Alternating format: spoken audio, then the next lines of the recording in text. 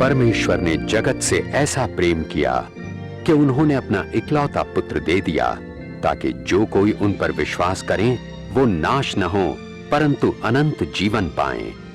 परमेश्वर ने अपने पुत्र को जगत पर दोष लगाने नहीं, परंतु इसलिए भेजा कि जगत उनके द्वारा उद्धार पाए। आज यीशु मसीह के 1 अरब से अधिक अनुयायी हैं। मसीही विश्वास का विनम्र प्रारंभ पवित्र शास्त्र बाइबल के 4 सुसमाचारों में मिलता है। यद्यपि अन्य सुसमाचारों में उन्हीं घटनाओं को उसी तरह या भिन्न रूप में लिखा गया है, परंतु यीशु मसीह की ये सत्य कथा पूर्ण रूप से लूका रचित सुसमाचार पर आधारित है।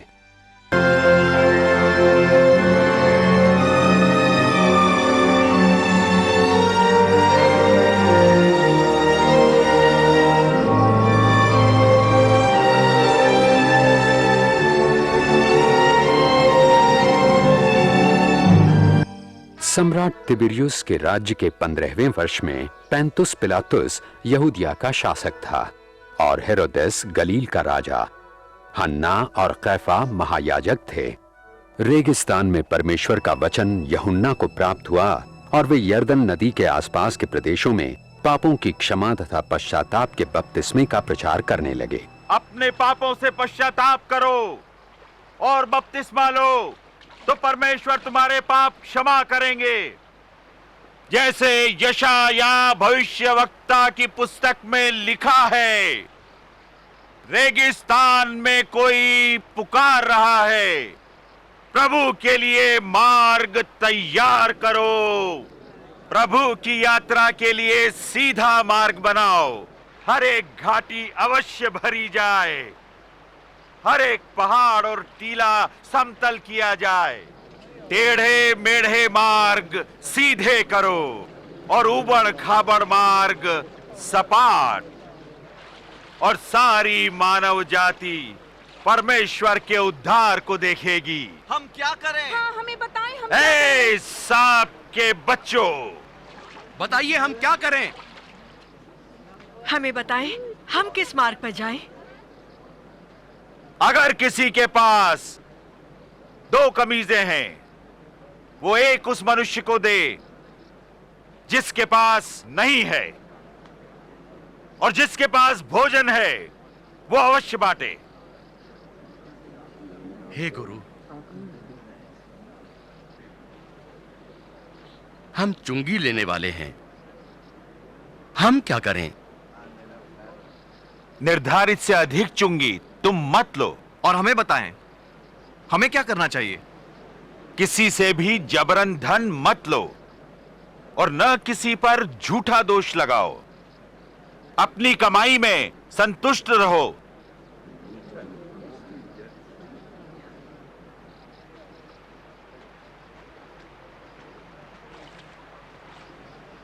हमें बताएं, क्या आप मसीह हैं?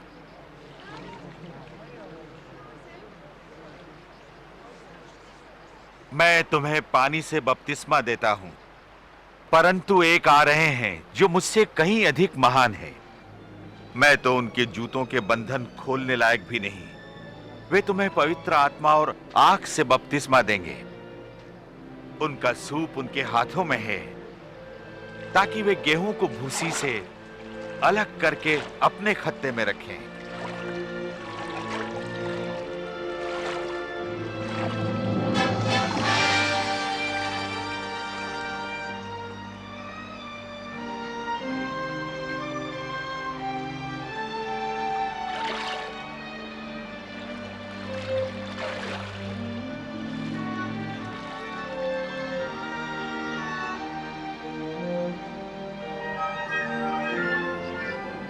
और पवित्र आत्मा कबूतर के रूप में यीशु पर उतरा।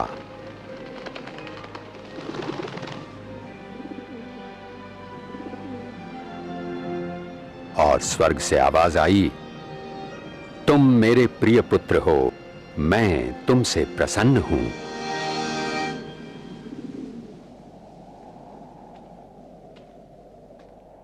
लगभग 30 वर्ष की आयु में यीशु ने अपनी सेवा आरंभ की। पवित्र आत्मा से परिपूर्ण यीशु यरदन से लौटे आत्मा से प्रेरित वो 40 दिन तक बयाबान में रहे, जहां शैतान उनकी परीक्षा करता रहा। इस बीच उन्होंने कुछ नहीं खाया।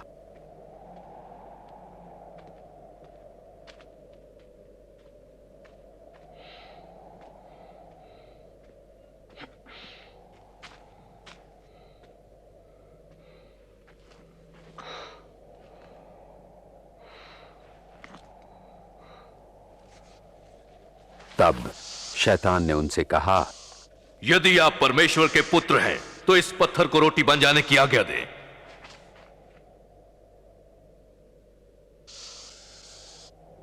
ये लिखा है, मनुष्य केवल रोटी ही से नहीं पर परमेश्वर के हर वचन से जीवित रहेगा।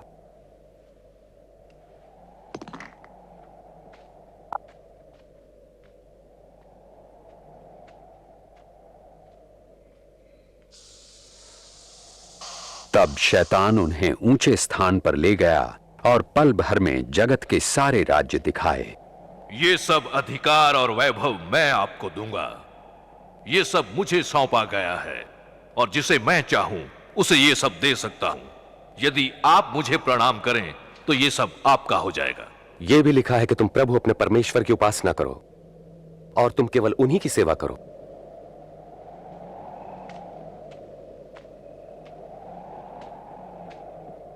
फिर शैतान उन्हें यरूशलेम आराधनालय के गुंबद पर ले गया। यदि आप परमेश्वर के पुत्र हैं तो अपने आप को यहां से गिरा दें, क्योंकि पवित्र शास्त्र में लिखा है कि परमेश्वर अपने स्वर्गदूतों को आज्ञा देंगे कि वे आपकी रक्षा करें। वे आपको हाथों हाथ उठा लेंगे ताकि आपके पांव को पत्थर से ठेस तक न लगे। धर्मशास्त्र कहता है, तुम प्रभु अपने परमेश्वर की परीक्षा न करो।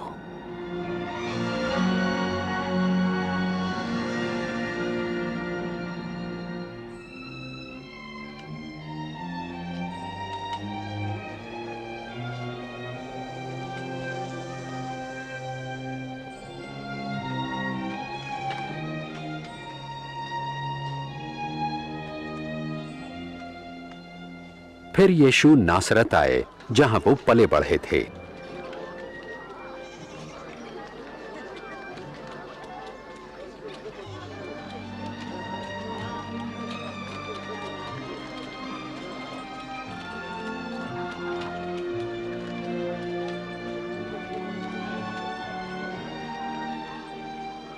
कैसी हो? अच्छी हूँ।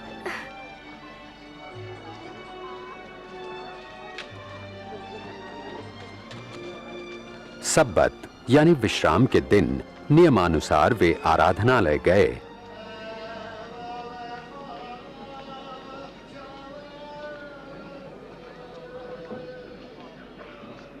और उन्हें यशायाह भविष्यवक्ता की पुस्तक से एक भाग पढ़ने को कहा गया।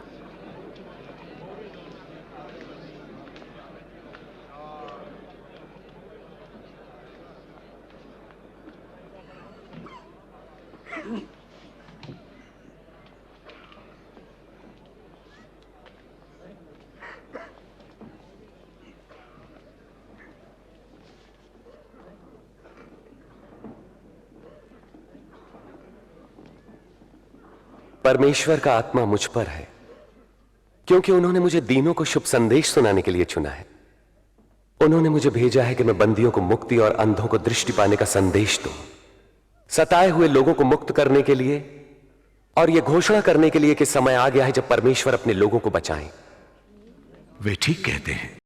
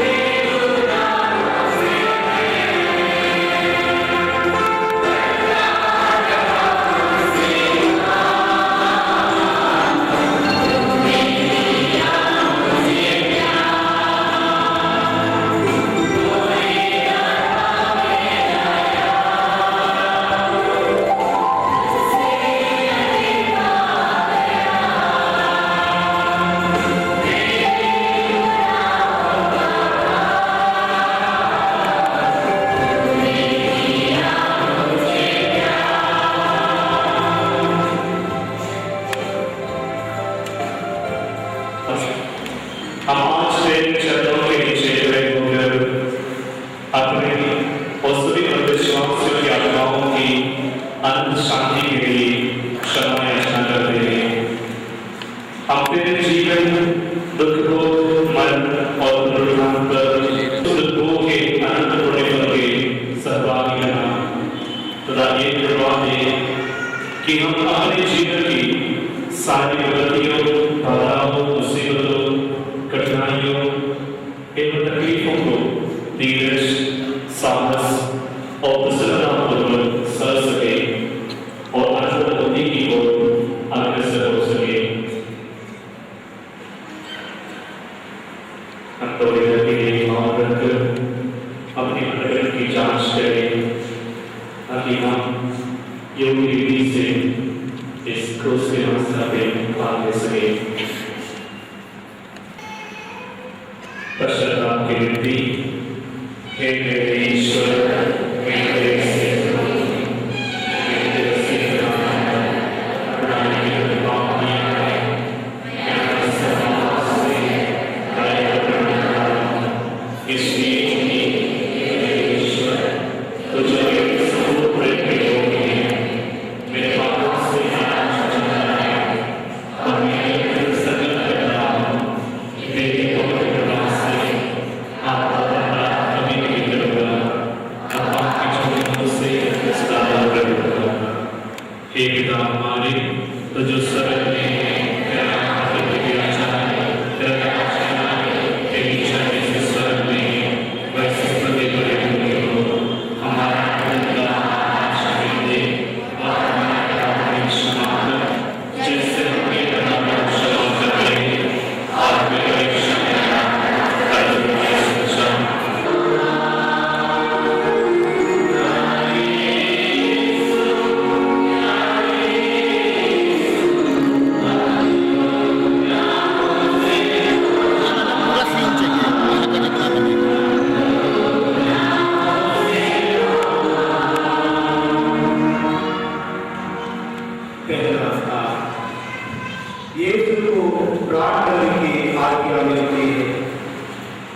हम तेरी आराधना करते हैं, हे क्रिस्त, और तुझे धन्य करते हैं क्योंकि तूने अपने पवित्र के द्वारा संसार का उद्धार किया है।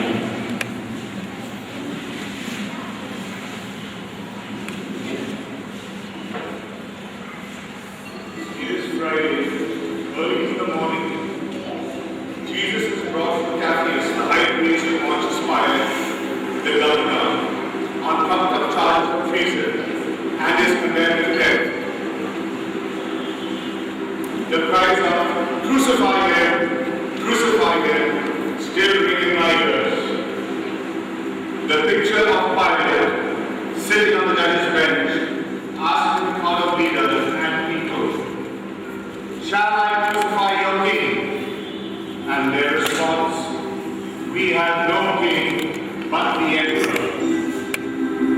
This is an image that haunts me. It haunts me because of the callousness and injustice of it all. The world is often so unjust, but mostly haunts me because I see this injustice, this callousness, sometimes in myself. Lord, when do I see you hungry, sick and helpless, and do not reach out to you?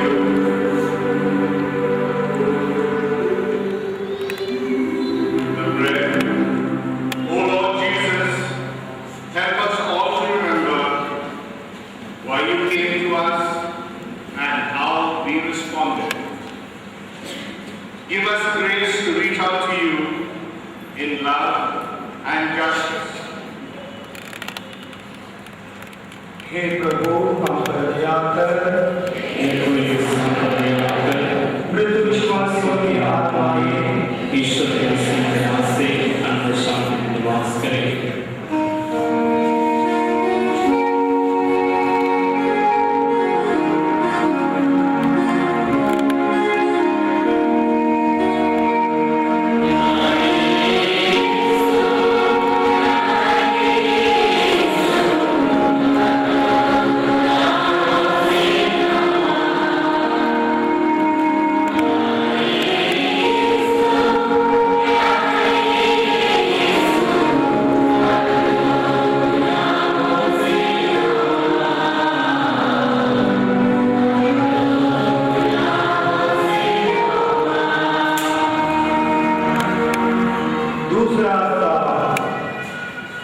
के कंधे पर भारी क्रूस लादा जाता है।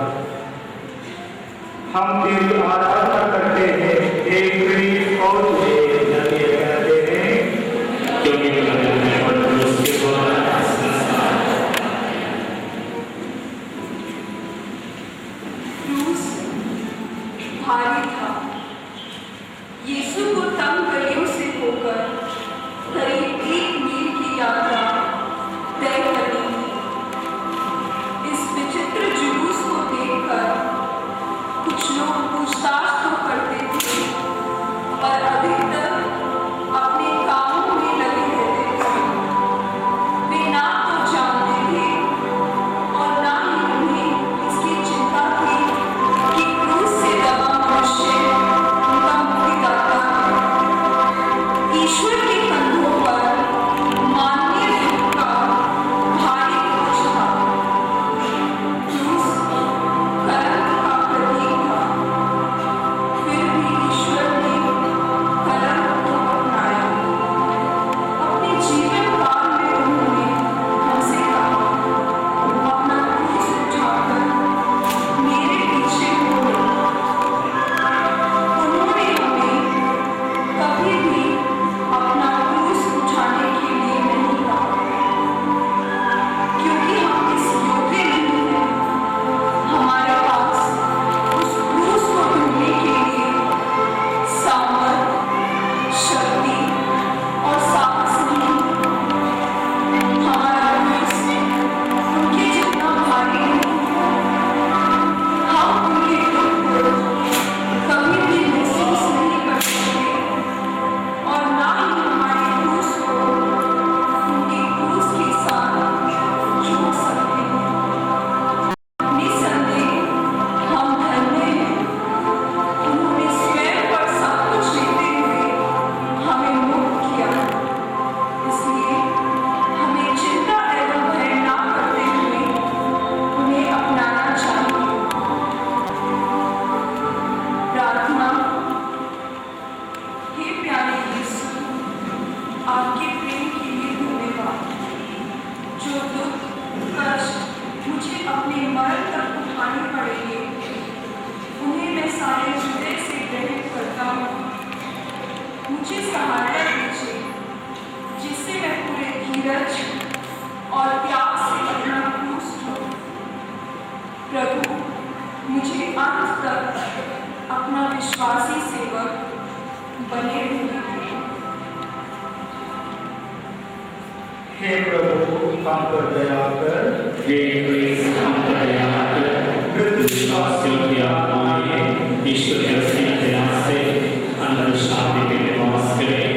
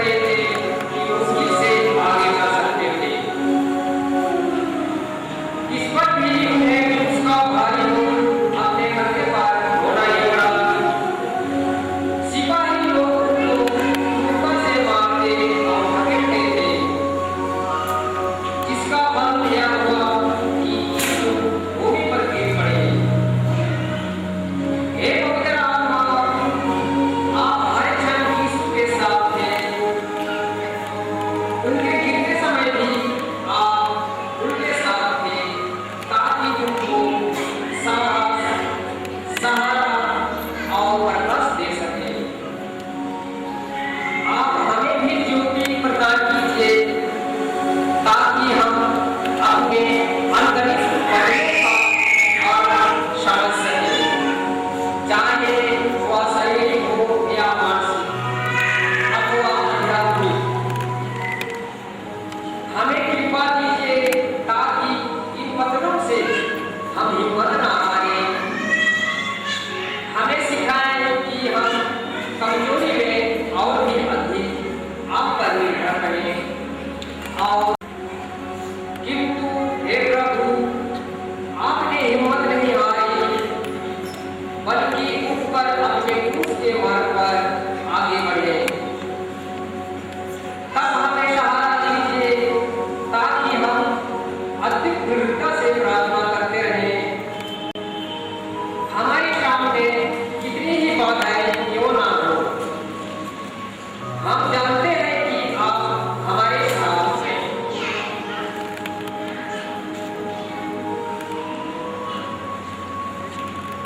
प्रार्थना।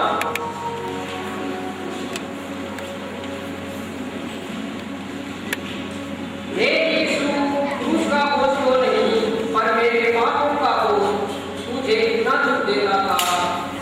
हे यीशु, इस पहली बार गिरने से पुण्यकर्मों के द्वारा मुझे आत्मा मरुपाप में गिरने से बचा। हे प्रभु, हम पर दया कर। हे प्रिंस, हम पर दया कर।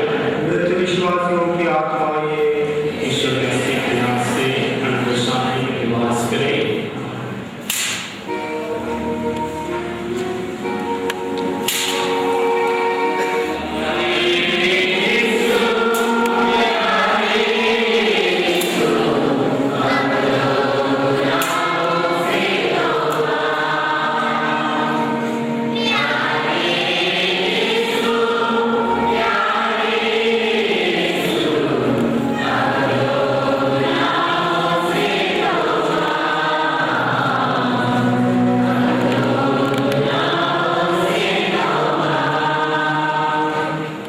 चौथा स्थान, कलवारी की रात में यीशु और उसकी दुखी माटी थे। हम तेरी आराधना करते हैं, हे कृष्ण, और तुझे धन्य करते हैं, क्योंकि तूने अपने पुत्र के द्वारा संसार का उद्धार किया है। उस दुखमय मार्ग पर पुत्र और माँ की भेंट हुई। उनकी दृष्टि एक दूसरे के लिए दुख की तरफ, उनके प्रेम में हृदय को फेरती थी। अपनी आंखों के सामने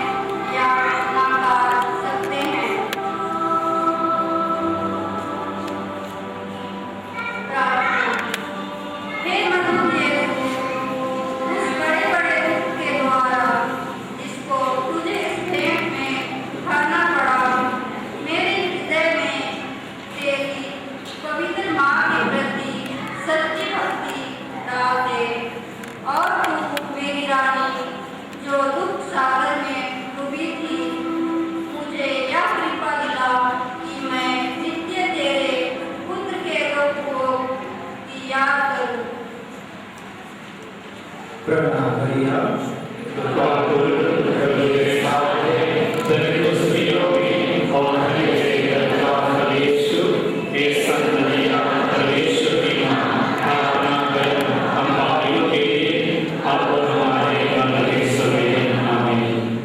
हे प्रभु हम पर दया कर, हे कृष्ण हम पर दया कर, मृत विश्वासियों की आत्माएं ईश्वर के असीम दया से आनंद शांति से निवास करे।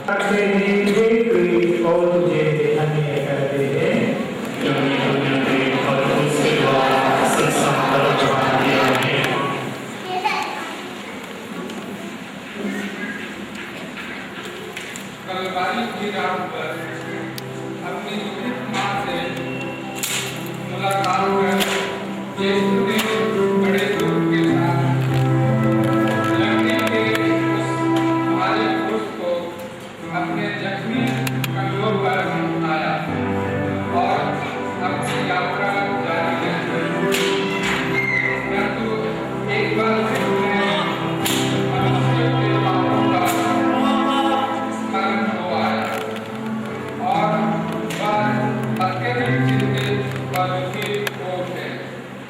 मनुष्यों के पापों के असहनीय बोझ को उठाकर वह धीरे धीरे गोलगोथा की ओर बढ़ने की कोशिश करने लगे। परंतु उनकी शारीरिक शक्ति आगे बढ़ने से इनकार कर रही थी। अतः यह देखकर कि यीशु क्रूस लेकर आगे नहीं चल पाएंगे और आधे रास्ते में मर जाएंगे, सिपाही उनकी मदद के लिए सीमोन को बुलाते हैं, क्योंकि उन्हें यीशु को जिंदा क्रूस पर चढ़ाना था। प्रार्थना। हे प्रभु यीशु, हम प्रार्थना करते हैं कि हम लोगों को इतनी शक्ति और आत्मबल दें कि हम स्वतः समाज के दीन दुखी भाई बहनों को जो अन्याय, बीमारी, गरीबी आदि के बोझ से दबे हुए हैं, उन पर बहुत ही भारी क्रूस का बोझ है। उन्हें हम सिरनी सिमोन की तरह बेझिझक आगे आकर मदद करें, ताकि उनका कलवारी की जिंदगी का रास्ता सुलभ हो जाए। हे प्रभु हम पर दया कर, हे कृष्ण हम पर दया कर, मृत विश्वासियों की आत्माएं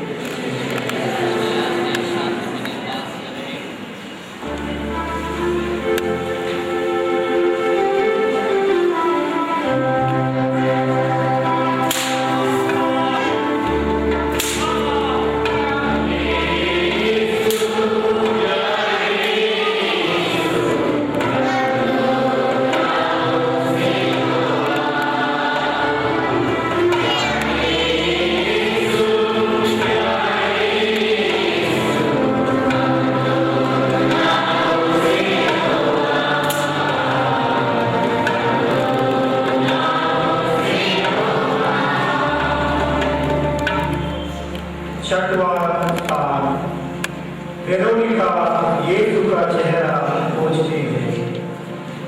हम तेरी आराधना करते हैं हे कृष्ण और तुझे धन्य कहते हैं, क्योंकि तूने पवित्र क्रूस के द्वारा संसार का उद्धार किया है। लोगों की भाई तुमके पीछे पीछे चल रही थी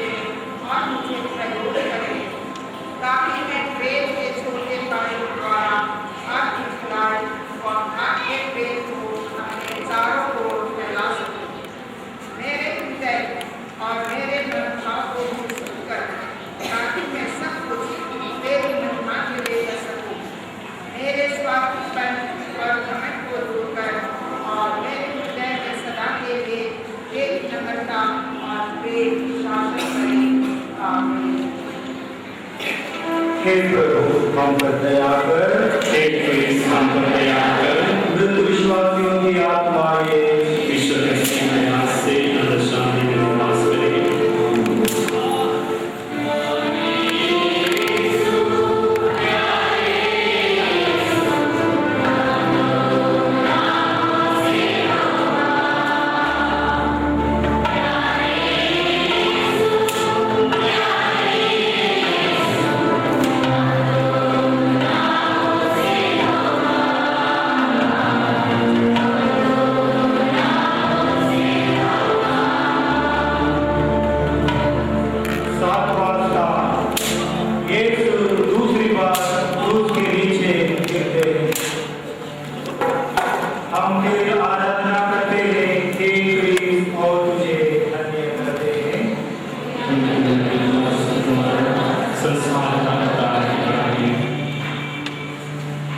Jesus was halfway to Calvary.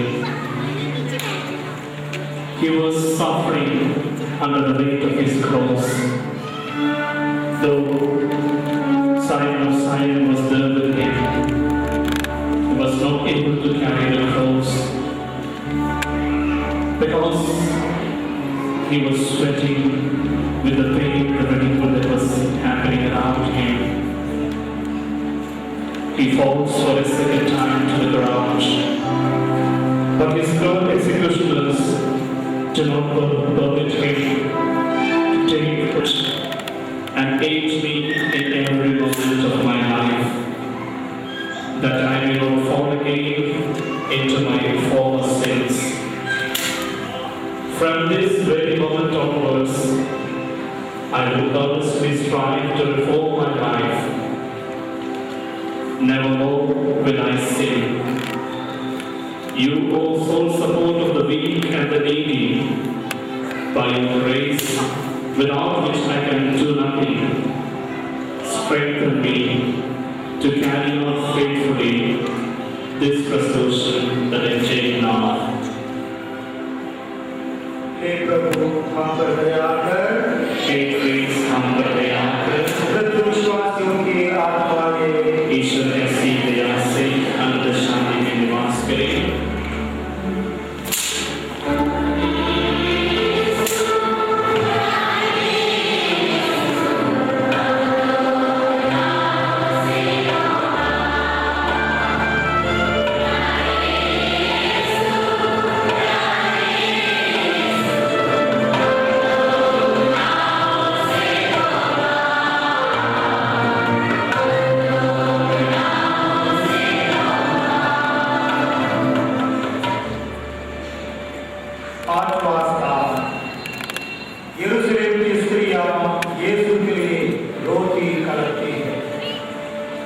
हम तेरी आराधना करते हैं, हे क्रिस्त तुझे धन्य करते हैं, क्योंकि तूने और उसके द्वारा संसार को बनाया गया। आंसू, सुख और दुख दोनों का प्रतीक है। जब हम अपने माता पिता, भाई बहनों, सगे संबंधी दोस्त मित्रों को किसी विपत्ति, मुसीबत या संकट में फंसे हुए देखते हैं तो दुख आंसू टपक पड़ते हैं। इसके विपरीत जब हम अपने किसी भी प्रियजन, भाई बहन या पुत्र पुत्री किसी काम, रोजगार और फिर भी कामयाब होते देखते हैं, खुशी और आनंद के मारे अनायास हमारी आंखों से आंसू छलक पड़ते हैं।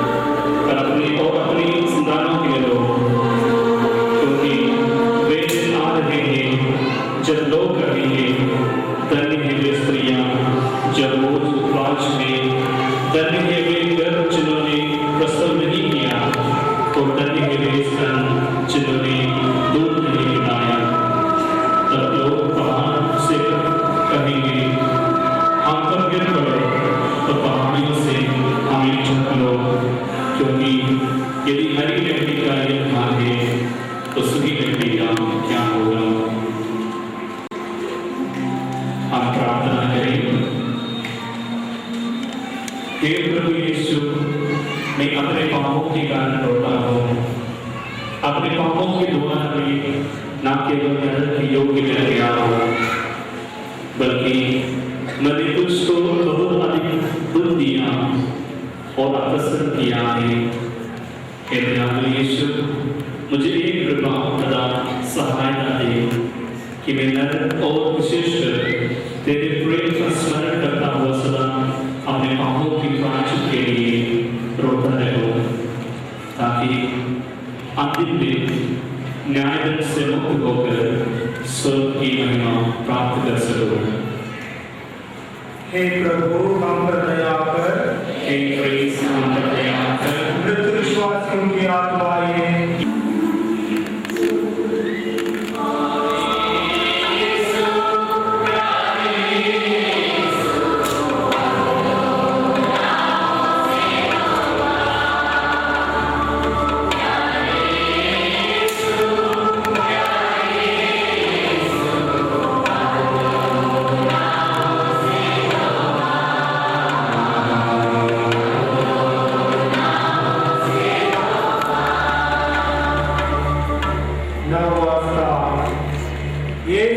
तीसरी बार क्रूस के नीचे गिरते हैं। हम तेरी आराधना करते हैं, हे क्रीस्त, तुझे धन्य करते हैं।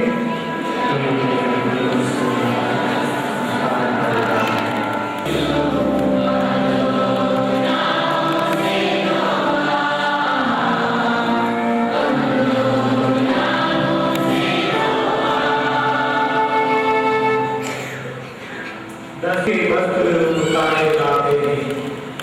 हम तेरी आराधना करते हैं, हे क्रीस्त, तुझे धन्य करते हैं।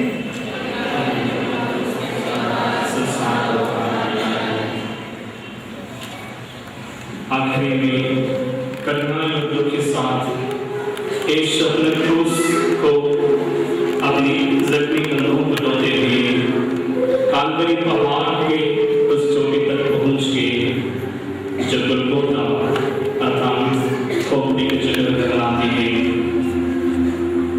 वहां पहुंचकर यीशु के प्राय सभी मित्रगण तथा शुभचिंतक उनको अकेले छोड़कर भाग गए। उन क्रूर निर्दयी अन्याय अत्याचारी सैनिकों ने खुलेआम यीशु के शरीर के घावों से शिव के वस्त्रों को खींचकर फाड़ डाला और उस विशाल भीड़ के सामने उनको निवस्त्र कर दिया। यीशु के शरीर से चिपके वस्त्र को खींचने से उनको कांटों सद्गाव खुल गई और लघु जोत से बने दृश्य को देख रही भीड़ में से कोई भी यीशु पर दया नहीं आई और लोग उन पर हंसने, चिल्लाने और तमाशा देखने लगे। यीशु का ऐसा रोमांचक वस्त्राहरण उनके घोड़ों के गांव और लघु किसके लिए था? क्या सिर्फ एक मनुष्य के लिए या कुछ मनुष्य के लिए? सिर्फ यहूदी जाति के लिए? नहीं, यह सारी मानव जाति के लिए, हम सबके लिए था। इसलिए तो नबी इसायाह ने भविष्यवाणी की थी, हमारे पापों के कारण वह शिक्षित किया गया, हमारे दुर्ग के कारण वह कुचल दिया गया। जो दर्द बोलने लगा उसके द्वारा हमें शांति मिली है और उसके कामों द्वारा हम गले चंगे हो गए। हम प्रार्थना करें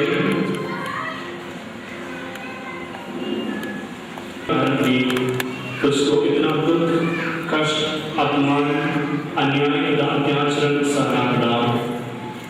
हे दयालु यीशु, मुझ पर दया कर और अपने इस नए दुख के पुण्य फलों द्वारा मुझे ये कृपा और आशीष प्रदान कर कि मैं सब संसारी कदाचारी चिंताओं को त्याग कर अपना संपूर्ण प्रेम तुझ पर न्यौछावर कर दो, क्योंकि केवल तू ही मेरे प्रेम की योगी है। हे प्रभु हम पर दया कर, हे प्रेस हम पर दया कर, मृत विश्वासियों की आत्माएं ईश्वर की असीम दया से अनंत शांति में निवास करे।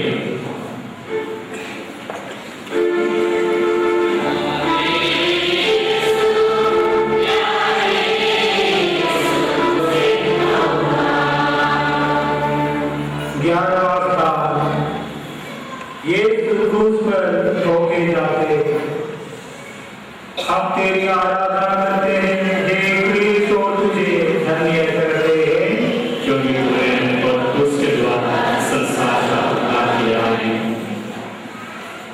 Jesus, being stripped of his garments, was violently thrown upon the cross, and his hands and feet nailed to the cross. In such excruciating pain, he remained silent. He did not utter a word of curse. He was ready to undergo this pain for everyone of us, because it pleased his heavenly Father. It was a mission for which he came into this world. So he suffered patiently, because he suffered for you and for me. How do I act in sufferings and in troubles?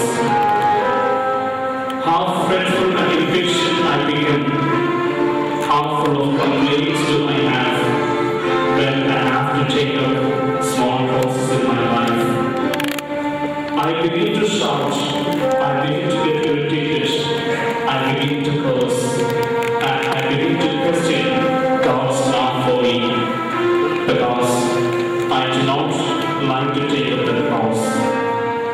Jesus, you reminded me to take up my cross patiently, silently, with grateful hearts, because it is going to be saving others. My cross can become the sign of salvation for others.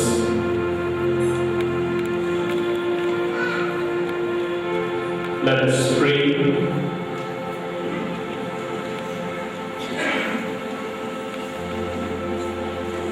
O Jesus, gracious Lamb of God, I renounce forever my impatience. Crucify, O Lord, my flesh and all its desires. Scourge, scathe, and punish me in this world.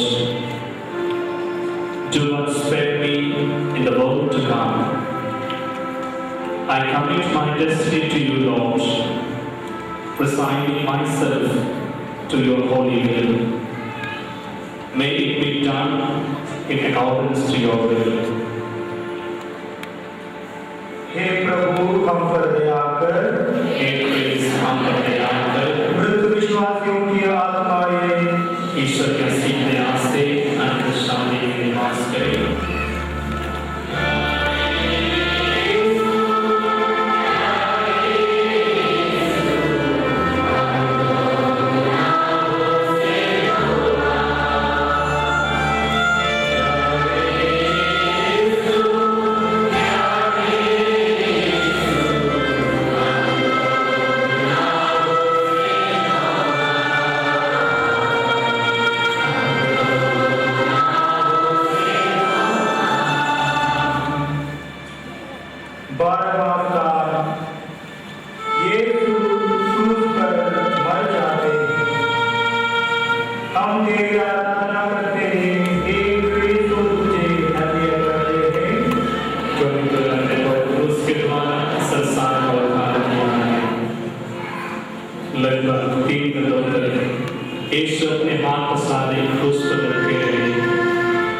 उनके पावन शरीर से तर कर खून गिरता रहा, वह मृत्यु पीड़ा वेदना सह रहे थे, उनकी ऐसी दशा देखकर भी किसी को उन पर दया नहीं आई। दोपहर से तीसरे पहर तक पूरे प्रदेश में अंधेरा छाया रहा। लगभग तीसरे पहर यीशु ने ऊंचे स्वर से पुकारा, हे मेरे ईश्वर, हे मेरे ईश्वर, तूने मुझे क्यों त्याग दिया? अंत में उन्होंने कहा, हे पिता, मैं अपनी आत्मा को तेरे हाथों में सौंप देता हूँ। और यह कहकर उन्होंने अपने प्राण त्याग दिए।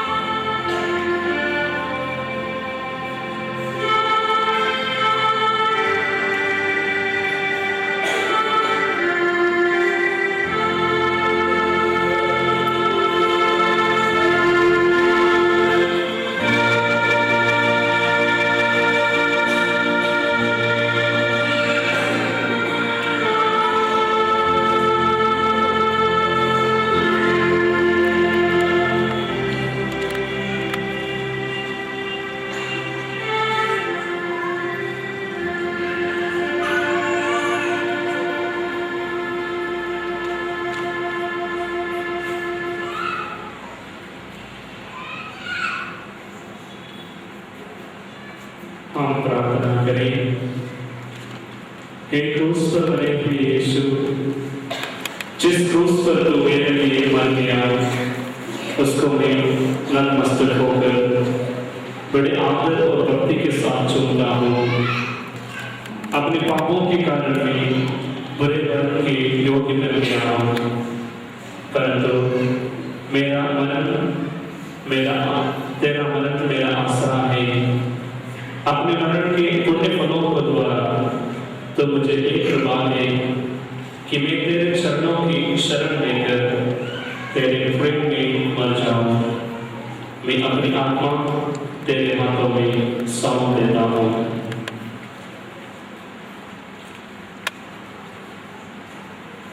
हे प्रभु, हम पर दया कर।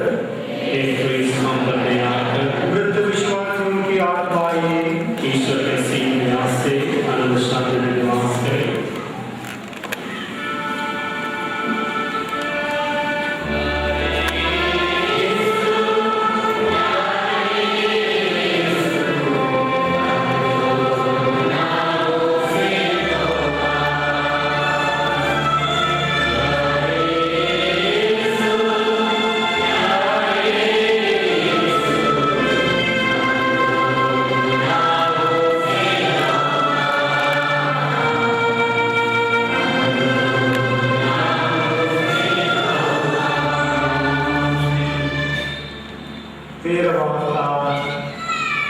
ये क्रूस पर से उतारे जाते हैं।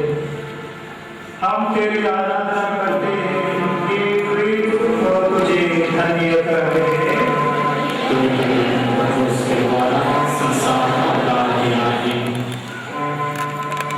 Jesus did not descend from the cross, but remained on it until he died. And when taken down from it, he in death as in life rested on the bosom of his divine mother. O Mother of Jesus, you were with your Son on his entire journey to Calvary. You witnessed your Son being died on the cross, the shameful death of a criminal. You saw that nobody of his friends around him, totally abandoned, left alone, he was suffering and dying on the cross. But you, O Mother of Jesus, you were bold enough to accompany him in his final journey, the journey to complete his mission. Oh Mother, how pure the heart that should receive the body and blood of Christ, the adorable sacrament of the altar. As you receive Jesus into your bosom, we receive him into our hearts.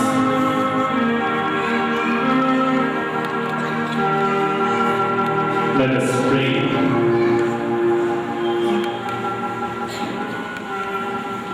O Lord Jesus, your lifeless body, mangled and totally wasn't found a worthy resting place finally, the bosom of your Virgin Mother. Have I not often compelled you to dwell in my heart, full of sin and impurity as it was? O Lord, my Master, my Creator, give me a new heart that I may worthily receive your most sacred Holy Communion, that you may remain in me and I in you for all eternity.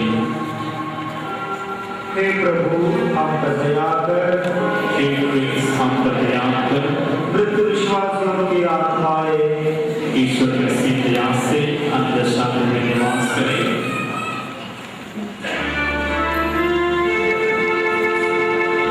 कब्र में दफनाए जाते हैं। हम तेरी आराधना करते हैं, हे क्रिस्त, और तुझे धन्य करते हैं क्योंकि तूने अपने पवित्र के द्वारा संसार का उद्धार किया है।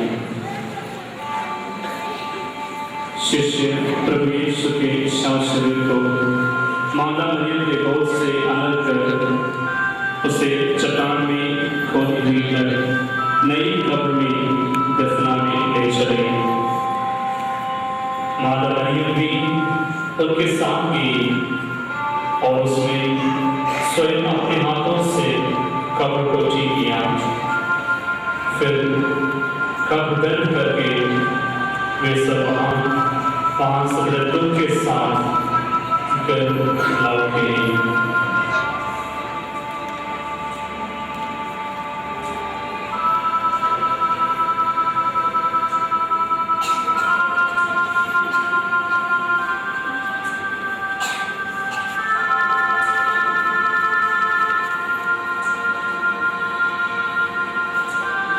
अपने माता पिता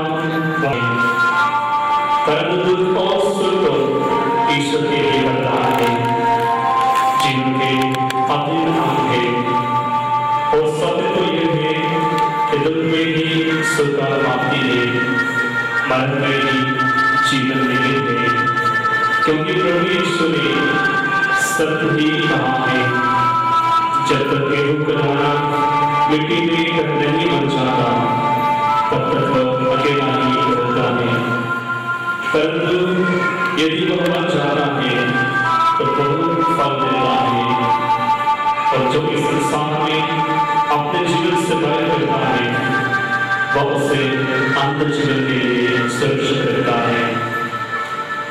प्रभु यीशु मरकर कब्र में सुधार खोल दिया। जो लोग अपने विश्वास करते और उनकी सेवी खाएं फिर मिट्टी में मिल जाएंगे। परंतु हे जीवन प्रभु, मुझे एक कृपा दे कि तेरे पुनरुत्थान के पुण्य फल के द्वारा मैं भी तेरे समान महिमा और प्रताप के साथ जीवन हूँ। इस तरह मैं स्वर्ग में सदा तुझसे संयुक्त होकर अंतकाल तक तुझको प्यार करूँगा और तेरे बड़ाई का स्तुति करते रहूँगा। हे प्रभु हम पर दया कर, हे क्रिस्त हम पर दया कर, मृत्यु विश्वासियों की आत्माएं निवास करें।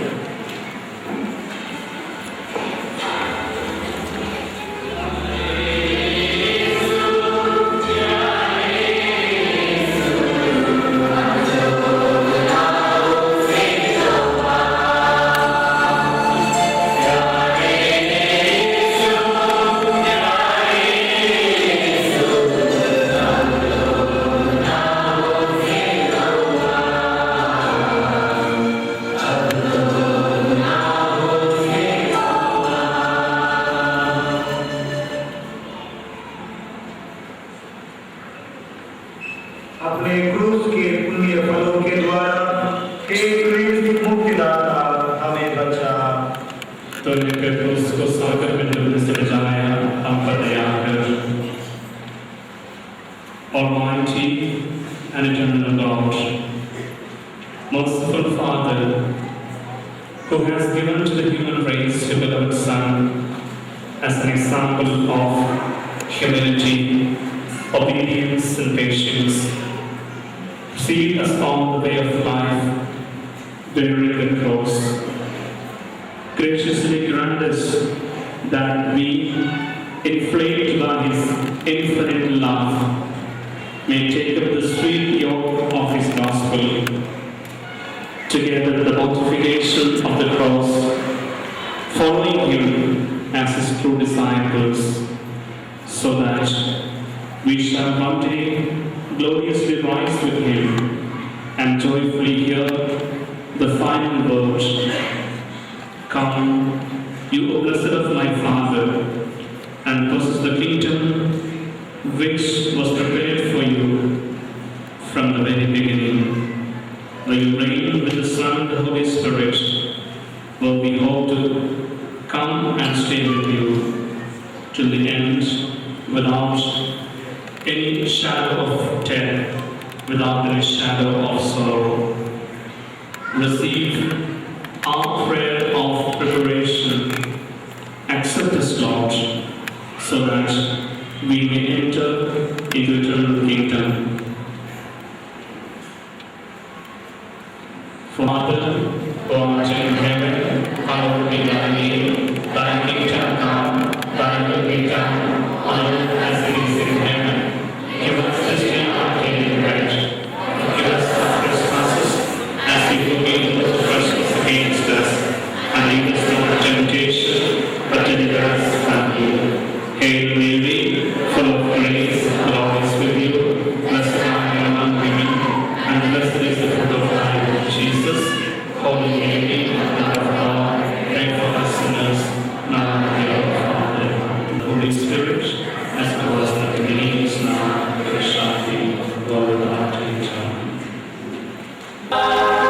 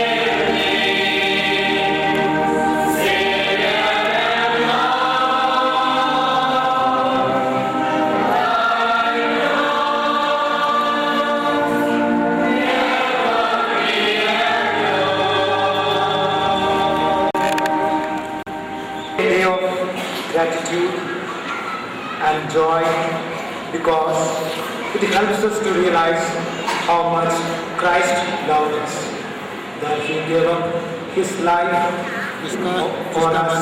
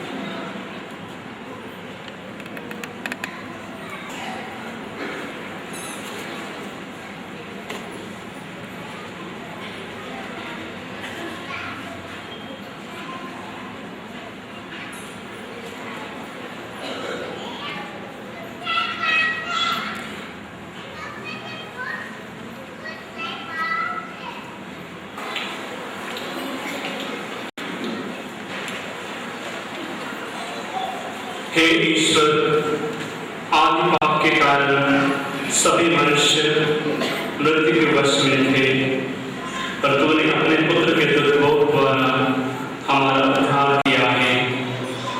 अब हमें क्रिस्त के सदृश बना दे। मानव जन्म लेने से हम पर लौकिक आदर की शाह पड़ी है। तेरी कृपा से पवित्र होकर हम दिव्य आदर क्रिस्त के स्वरूप बन जाए। उन्हीं हमारे प्रभु क्रिस्त के द्वारा आमीन।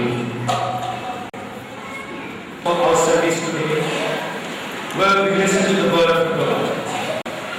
None of us were present at the death of Christ, but through the words of the Bible, we are taken back to that when Christ died for us. हम शब्द समारोह प्रारंभ करने जा रहे हैं। आज का पहला पाठ मसीह विश्वास की धुन से लिया गया। यीशु के आने से 2 साल पहले मसीह विश्वास ने भविष्यवाणी की कि यीशु दुख भोगेंगे और इस दुख भोग के फलस्वरूप संसार को मुक्ति प्रदान करेंगे। First reading, a reading from the book of Isaiah, chapter 52, verse 13, and chapter 53, verse 12. He was wounded for our transgression. Behold, my servant shall prosper. He shall be exalted and lifted up, and shall be very kind. As many who astonisheth him, his appearance was so marked, beyond human semblance, and his form beyond that of the sons of men. So shall he start many nations. Kings shall shut their mouths out of him.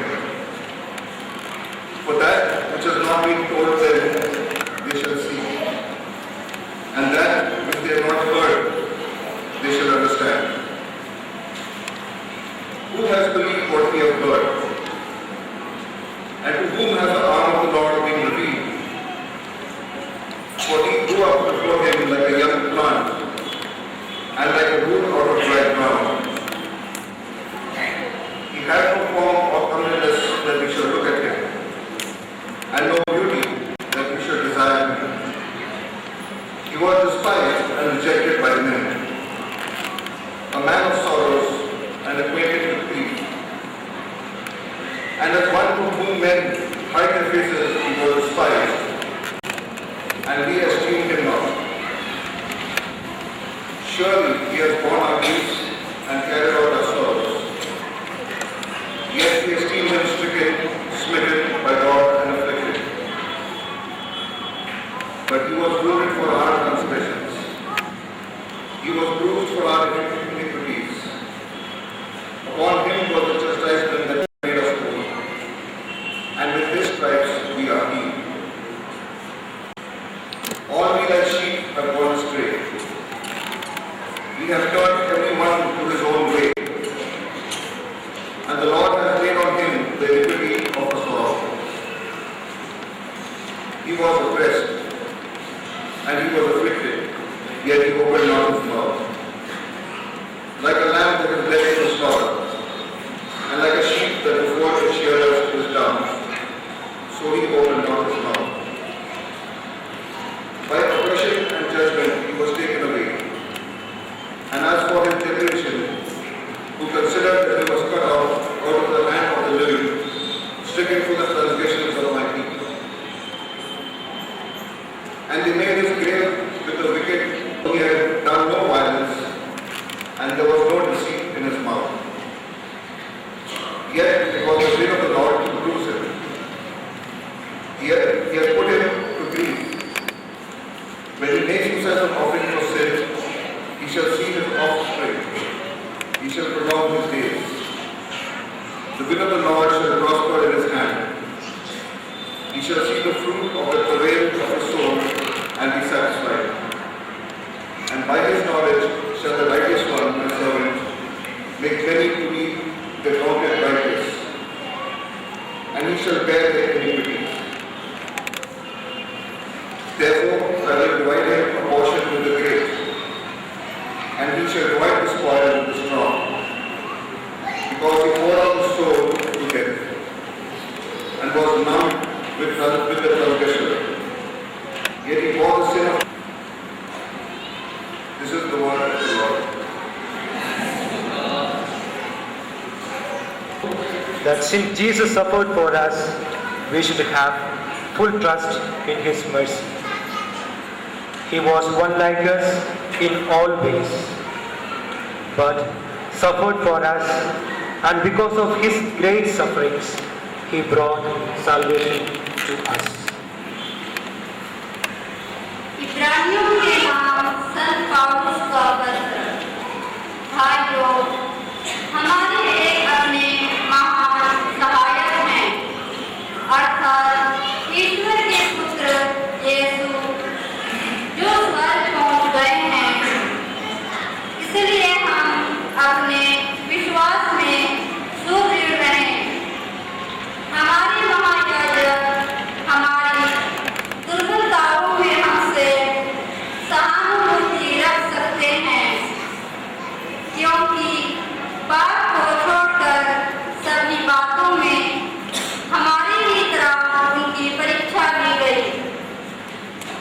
इसलिए हम भरोसे के साथ अनुग्रह के सिंहासन के पास जाएं, जिससे हमें याद रहनी चाहिए और हम वह कृपा प्राप्त करें, जो हमारी आवश्यकताओं में हमारी सहायता करे। यीशु ने इस पृथ्वी पर रहते समय पुकार कर और आंसू बहाकर ईश्वर से, जो उन्हें मृत्यु से बचा सकता था, प्रार्थना और अनुनय विनय की है। श्रद्धा के कारण उनकी प्रार्थना सुनी गई। ईश्वर का पुत्र होने पर भी उन्होंने दुख सहकर आज्ञा पालन सीख लिया। वह पूर्ण रूप से बनकर उन सबों के लिए अनंत मुक्ति का स्रोत बन गए, जो उनकी आज्ञाओं का पालन करते हैं। या प्रभु की वाणी है। Christ became obedient unto death, even on death on the cross. Therefore, God has highly exalted him and bestowed on him the name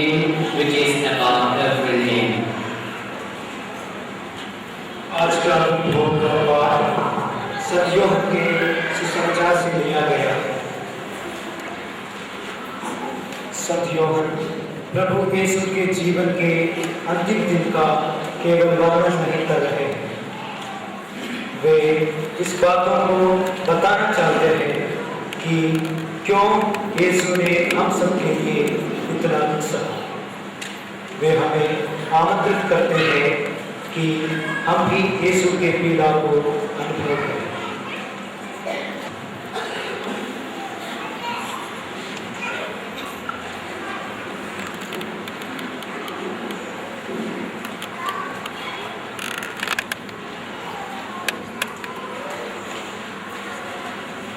संत यूहन्ना के अनुसार प्रभु यीशु का दुख हो।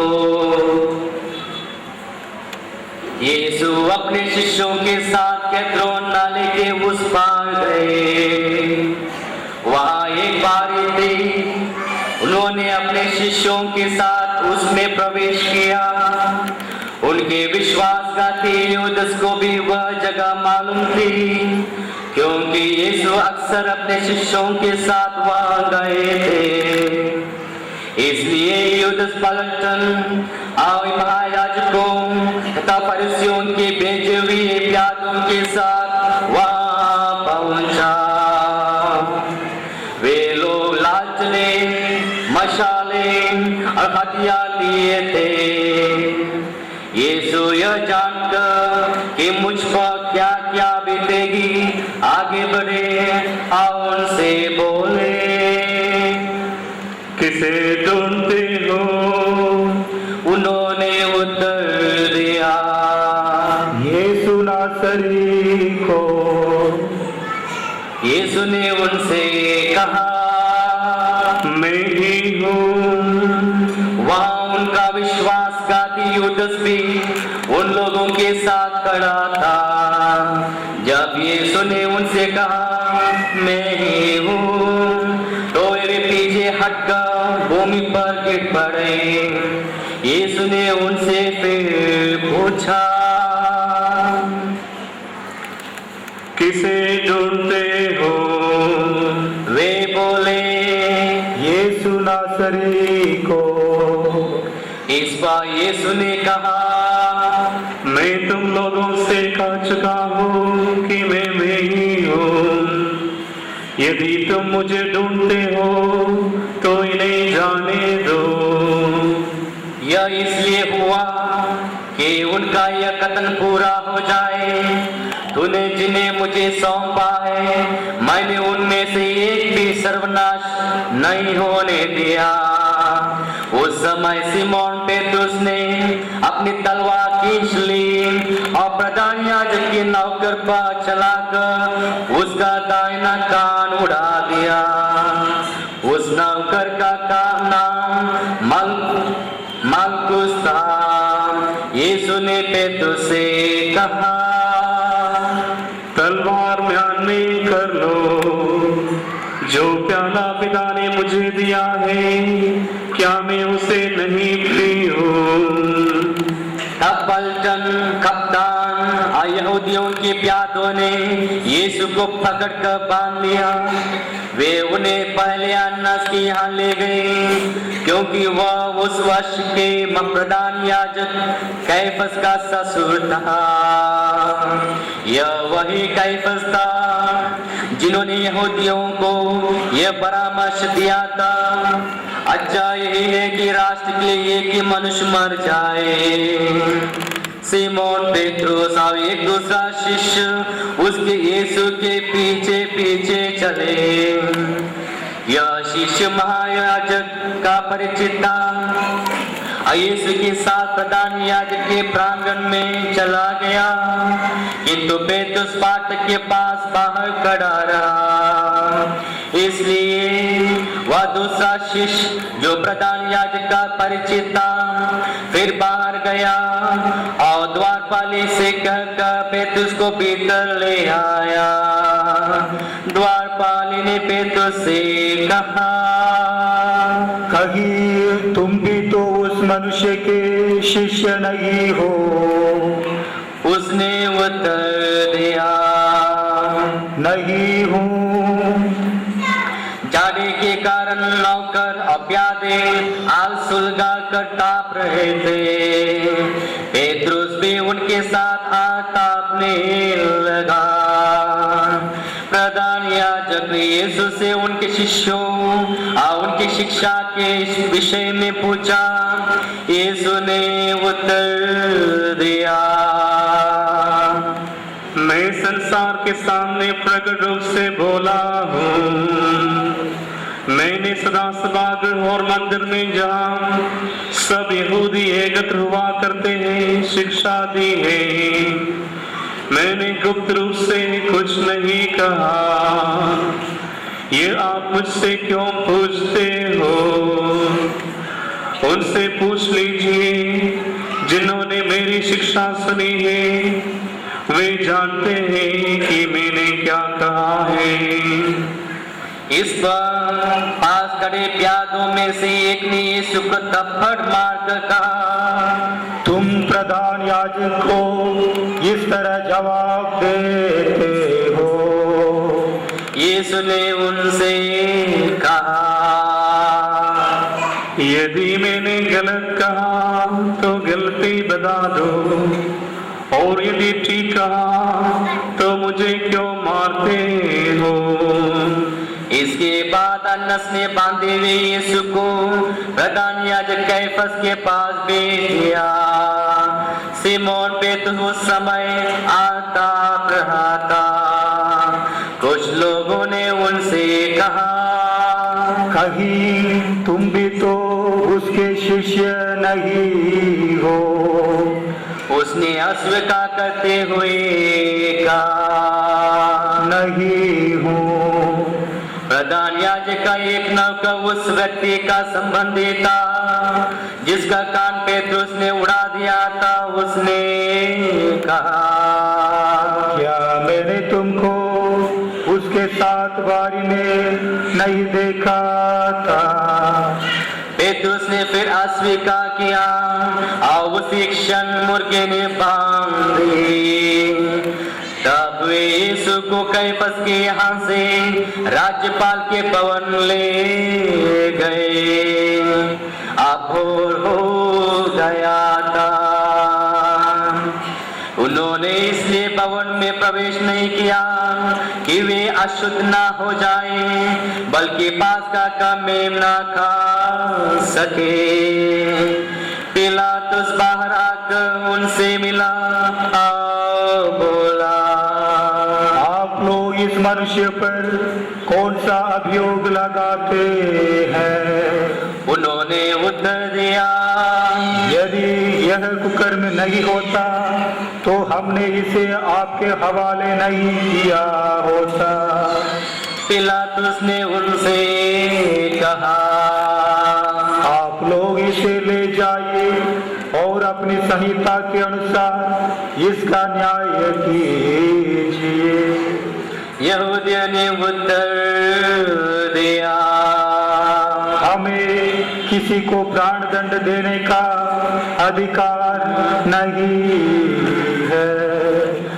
यह इसलिए हुआ कि यीशु का वह कथन पूरा हो जाए जिसके द्वारा उन्होंने संकेत किया था कि उनकी मृत्यु किस प्रकार की होगी।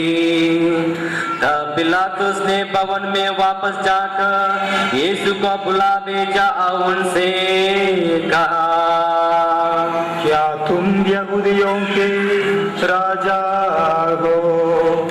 यीशु ने उत्तर दिया, क्या आप यही अपनी ओर से कहते हैं या दूसरों ने आपसे मेरे विषय में ये कहा है?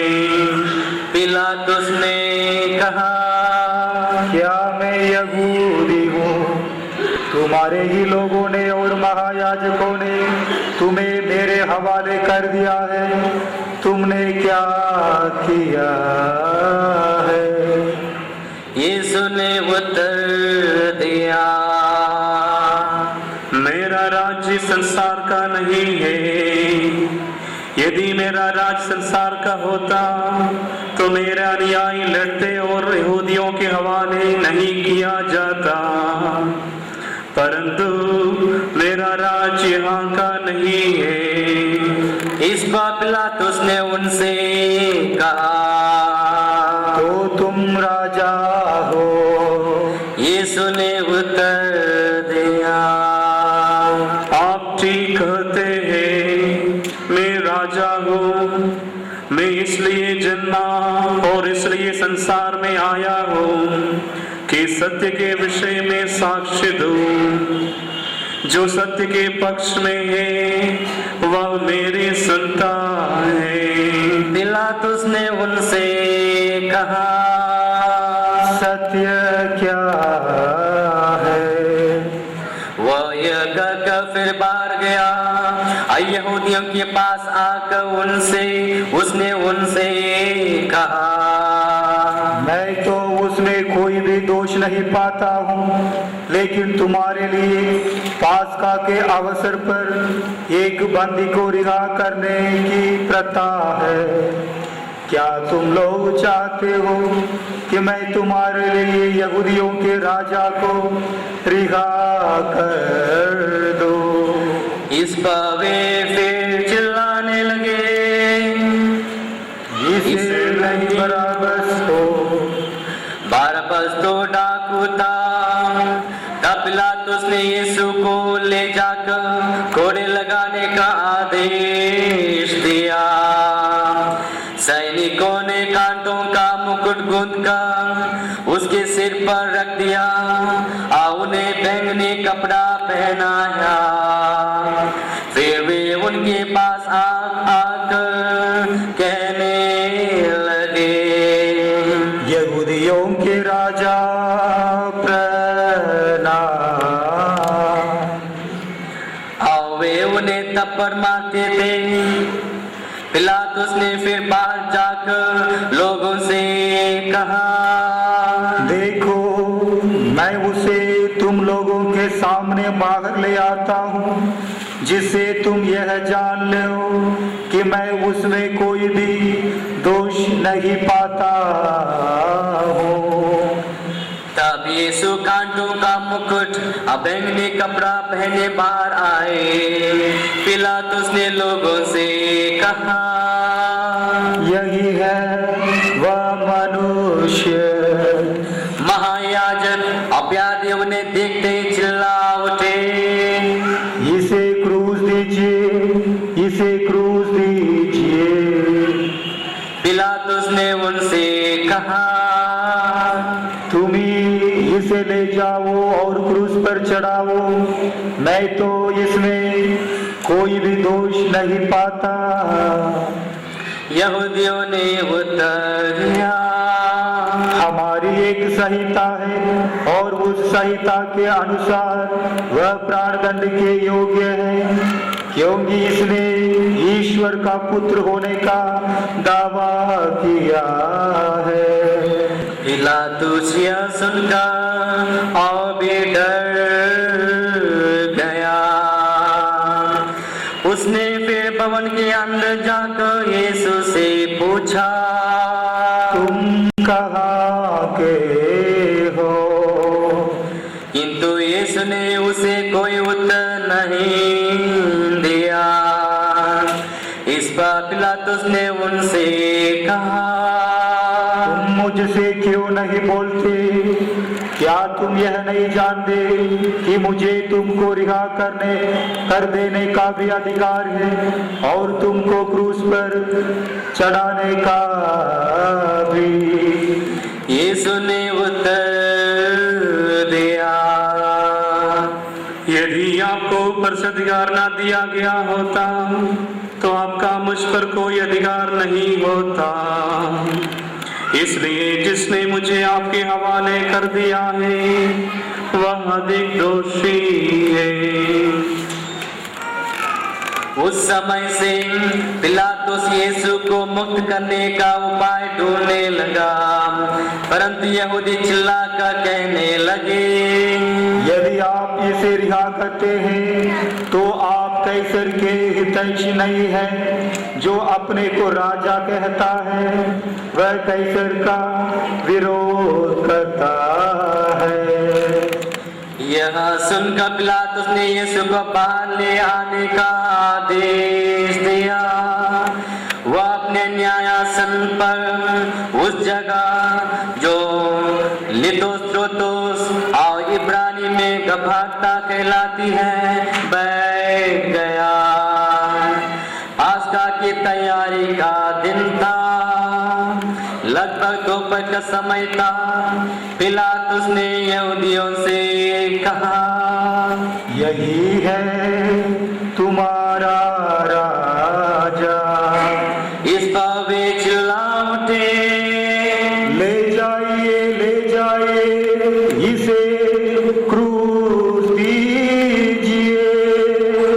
पिलातुस ने उनसे कहा, क्या मैं तुम्हारे राजा को क्रूस पर चढ़वा दूं? महायाजकों ने उत्तर दिया, कैसर के सिवा हमारा कोई राजा नहीं है। तब पिलातुस ने यीशु को क्रूस पर चढ़ाने के लिए उनके वे यीशु को ले गए और वह अपने क्रूस ढोते हुए खोपड़ी की जगह नामक स्थान गए।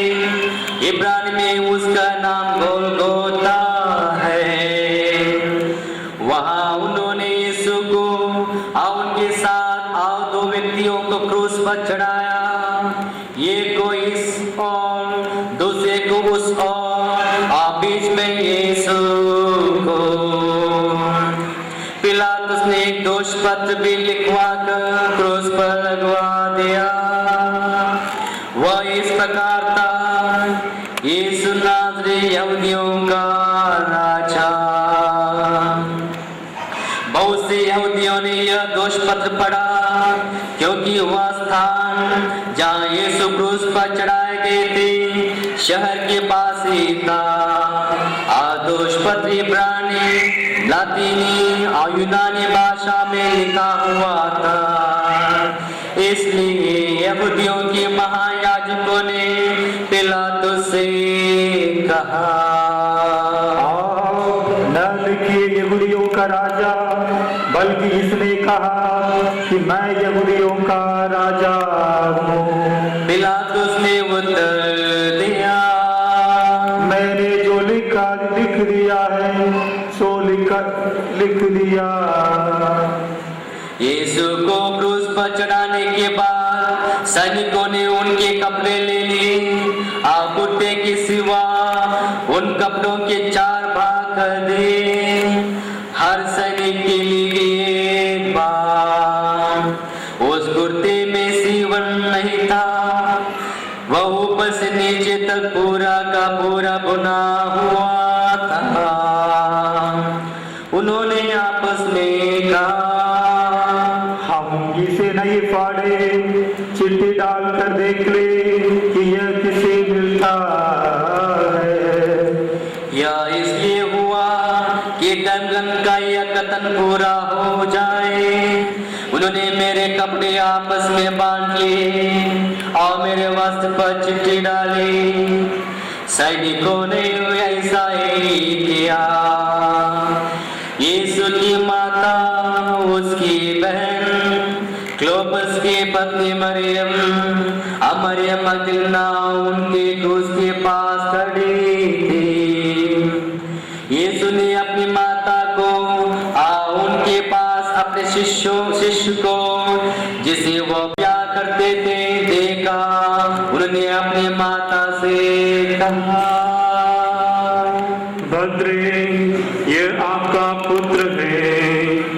इसके बाद उन्होंने उस शिष्य से कहा, यह तुम्हारी माता है। उस समय से उस शिष्य ने उसे अपने यहाँ आश्रय दिया। तब यीशु ने यह जानकर कि आप सब कुछ पूरा हो चुका है, दर्दन का ये लेख पूरा करने के उद्देश्य से कहा, मैं प्यासा हूँ।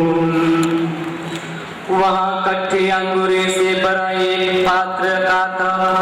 लोगों ने उसमें से एक पन सोखता डुबाया और उसे जूफे की डंडी पर रख कर यीशु के मुख से लगा दिया। यीशु ने कच्चे अंगूरे चखकर कहा, सब पूरा हो चुका है।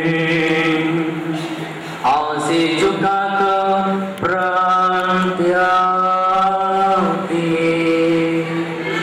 हम सब गुड लेटर के ने जान चाहते थे कि शव विश्राम के दिन क्रूस पर रह जाए, क्योंकि उस विश्राम के दिन बड़ा त्योहार पड़ता था। उन्होंने पिलातुस से निवेदन किया कि उनकी टांगे तोड़ दी जाए और शव हटा दिया जाए। इसलिए सैनिकों ने आकर यीशु के साथ क्रूस पर चढ़ाए हुए पहले व्यक्ति की टांगे तोड़ दी, फिर दूसरे की भी। जब ये उन्होंने यीशु के पास आकर देखा कि वह मर चुके हैं, तो उन्होंने उनकी टांगे नहीं तोड़ी, लेकिन एक सैनिक ने उनके बगल में भाला मारा और उसमें से तुरंत रक्त और जल निकला। जिसने यह देखा है वही इसका साक्ष्य देता है और उसका साक्ष्य सच्चा है। वह जानता है कि मैं सच बोलता हूँ, जिसे आप लोग भी विश्वास करें। यह इसलिए हुआ कि गंदन का यह कथन पूरा हो जाए, उसकी एक भी हड्डी नहीं तोड़ी जाएगी। फिर गंदन का एक दूसरा कथन इस प्रकार है, उन्होंने जिसे छेदा है वे उसी की ओर देखेंगे। इसके बाद अरिमतिया के यूसुफ ने, जो यहूदियों के भय के कारण यीशु का गुप्त शिष्य था, पिलातुस से यीशु का शव लेने की अनुमति मांगी। पिलातुस ने अनुमति दे दी, इसलिए यूसुफ आकर यीशु का शव ले गया। निकोदेमस भी पहुंचा, जो पहले रात को यीशु से मिलने आया था। वह लगभग 50 सेर का गंधरस और अंगूर का सम्मिश्रण लाया। उन्होंने यीशु का शव लिया, यहूदियों की दफन की प्रथा के अनुसार उसको सुगंधित द्रव्यों के साथ चांदी की पट्टियों पर लपेटा। जहाँ यीशु क्रूस पर चढ़ाए गए थे, वहाँ एक बारी थी और उस बारे में एक नई कब्र, जिसमें अब तक कोई भी नहीं रखा गया था। उन्होंने यीशु को वहीं रख दिया, क्योंकि वह यहूदियों की तैयारी का दिन था और वह कब्र निकट ही थी।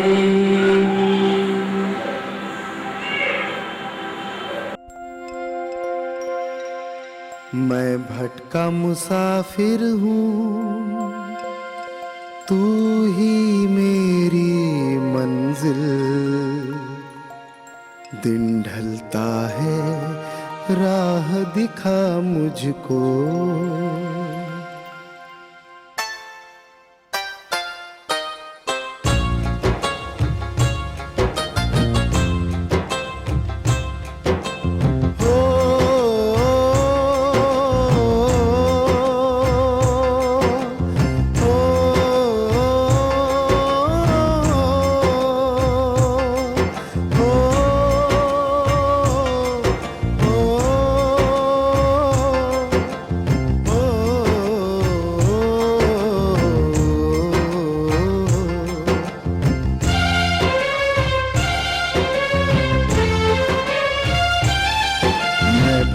मुसाफिर हूँ, तू ही मेरी मंजिल।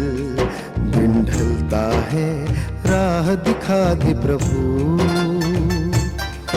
आशा की झोली ले आंखों में आस लिए, चलता हूँ रुक जाते हैं कदम। आशा की झोली ले आंखों में आस लिए, मैं चलता हूँ पर रुक जाते हैं कदम। आशा की झोली ले आंखों में आस लिए, मैं चलता हूँ रुक जाते हैं कदम।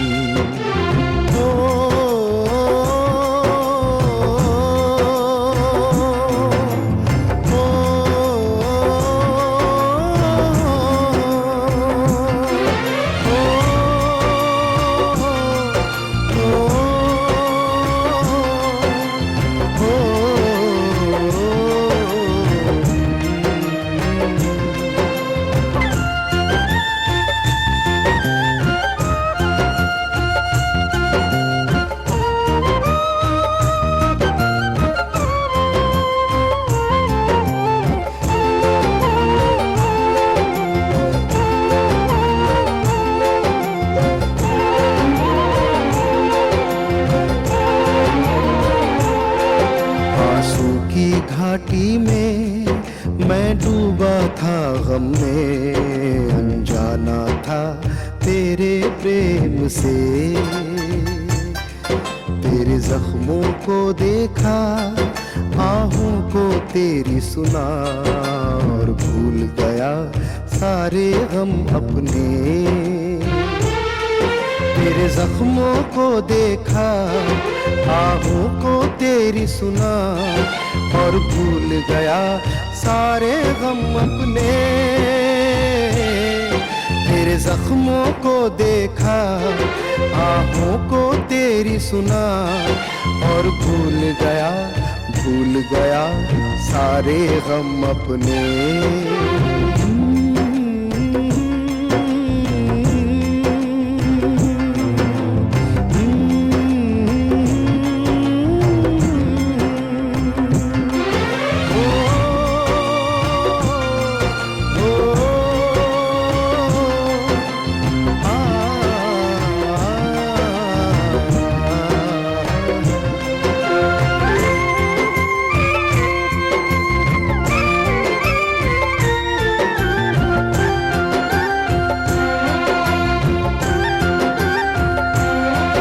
प्रभु इतनी कृपा कर दे, तुझ में विश्वास रहे, रमना चाहूं तेरे प्रेम में।